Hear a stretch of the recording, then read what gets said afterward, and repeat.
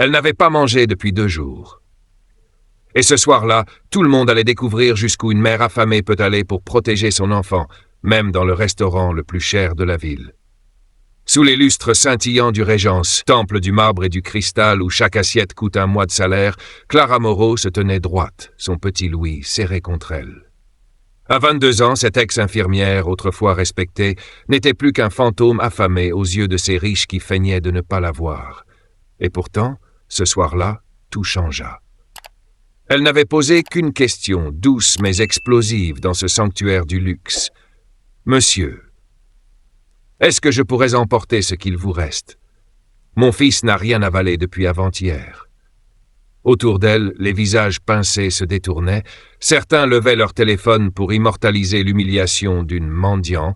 D'autres murmuraient que le Régence ne méritait pas une telle souillure. Le maître d'hôtel, redressé comme un adjudant, pointa Clara du doigt. « Sortez immédiatement. Ici, nous avons des standards. » À quelques centimètres de là, un homme d'affaires, costume gris anthracite sur mesure, observait la scène sans un mot. Alexandre Dupré, 47 ans, bâtisseur de gratte-ciel et veuf inconsolable, était assis à la table 21, celle où il dînait jadis avec son épouse, morte trop jeune pour voir l'empire qu'il avait érigé. Et ce soir, pour la première fois depuis 3 ans, il ne voyait plus la salle à manger de son restaurant favori. Il voyait Clara et son fils grelottant de faim. La voix de Clara tremblait à peine. « Je n'ai rien fait de mal, je ne m'en dis pas. Je demande un reste de nourriture qu'il allait jeter. » Une femme à collier d'émeraude installée non loin gloussa. « On parie qu'elle ne sait même pas qui est le père du gosse. » Rires étouffés, murmures venimeux.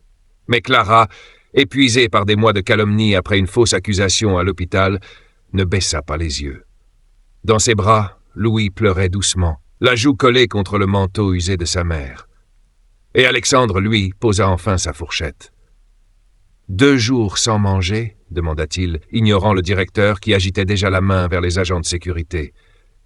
Clara hocha la tête, fixant ses yeux gris qui semblaient sonder son âme.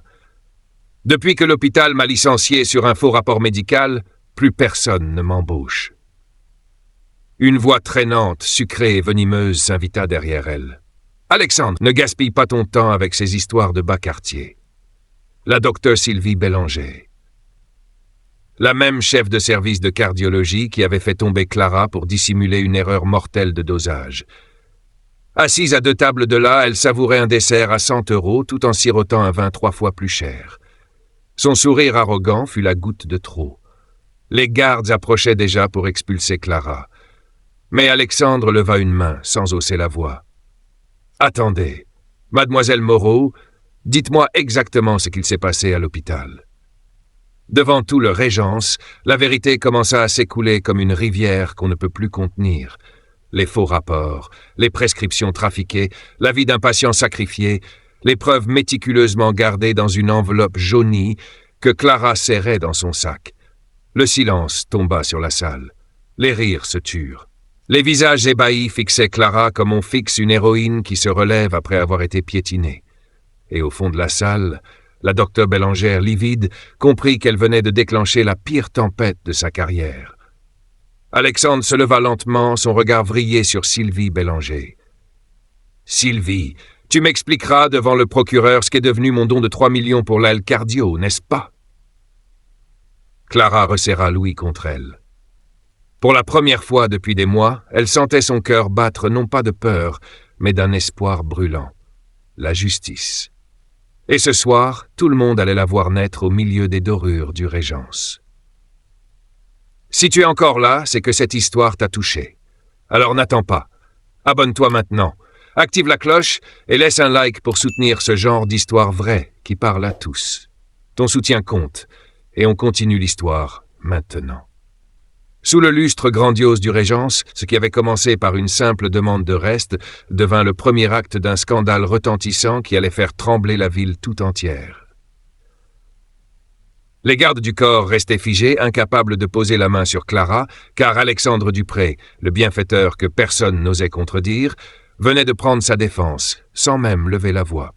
La docteure Sylvie Bélanger, elle, perdit pour la première fois son masque d'arrogance. Ses mains tremblaient sur sa coupe de vin.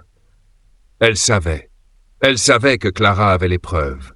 Elle savait que ce colosse en costume, veuf inconsolable, avait lui-même tout à perdre si la vérité éclatait, ou plutôt tout à gagner s'il choisissait le bon camp. Alexandre se tourna vers la foule choquée. « Messieurs, je vous invite à écouter. Peut-être qu'au lieu de juger une mère affamée, vous devriez entendre pourquoi elle est ici. » Sa voix claqua comme un fouet. Un murmure d'inconfort parcourut les tables de marbre et de cristal. Les plus avides activaient déjà leur diffusion en direct sur leur réseau. Une bombe allait exploser, et tout le monde voulait être le premier à la partager. Clara sortit lentement son enveloppe usée, la posa sur la nappe immaculée et fit glisser vers Alexandre les photocopies, les mails imprimés et même un vieux dictaphone contenant des enregistrements. Elle parla, d'une voix ferme, brisée par trop de silence forcé. « Ce patient n'est pas mort par ma faute. La docteure Bélanger a changé la dose d'anticoagulant pour ne pas reporter son erreur. Puis elle a trafiqué le rapport. Quand j'ai refusé de mentir, on m'a licenciée, diffamée, détruite. La docteure Bélanger tenta un rire pincé, fragile comme du verre. Tout ça n'est que fantasme. Qui croira une... » Elle s'interrompit. Trop tard. Les regards autour d'elle n'avaient plus rien de respectueux. Alexandre, lui, souriait sans joie. Et si on la croyait tous? Après tout, j'ai moi-même financé l'achat de ces appareils que tu as soi-disant commandés, Sylvie, sauf qu'ils ont disparu des stocks, n'est-ce pas? Un frisson parcourut les clients. Une serveuse lâcha un plateau dans un fracas métallique. Dans un coin de la salle, un jeune journaliste local filmait déjà tout.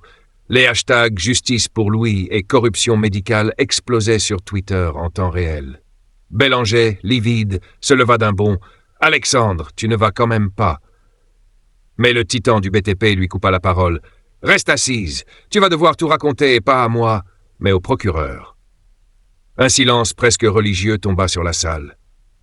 À cet instant précis, Clara réalisa qu'elle n'était plus seule, que le mensonge qui avait détruit sa vie se transformait en arme de justice, et que ce restaurant, temple du mépris et de l'hypocrisie, deviendrait le théâtre de la chute de ceux qui croyaient que l'argent pouvait tout enterrer. Alexandre s'approcha de Clara, baissa les yeux vers Louis, endormi malgré tout, serré contre le sein de sa mère. Un sourire à peine perceptible fendit son visage buriné par les nuits sans sommeil. « Vous n'aurez plus jamais à demander des restes, plus jamais. » Il se tourna vers la foule médusée. « Quant à vous tous, souvenez-vous bien de ce soir. Une mère affamée vous a montré ce qu'est la dignité. » Au dehors déjà, les gyrophares se reflétaient dans les vitrines du Régence. Des officiers de la brigade financière poussaient la porte. Une employée cria.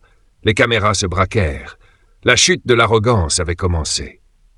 Et pour Clara, ce n'était que le début d'une nouvelle vie. Merci d'avoir suivi cette histoire puissante jusqu'ici. Si toi aussi tu penses que la vérité finit toujours par triompher, abonne-toi, active la cloche et laisse un like. Ensemble, on continue à faire vivre ces histoires qui inspirent et redonnent espoir.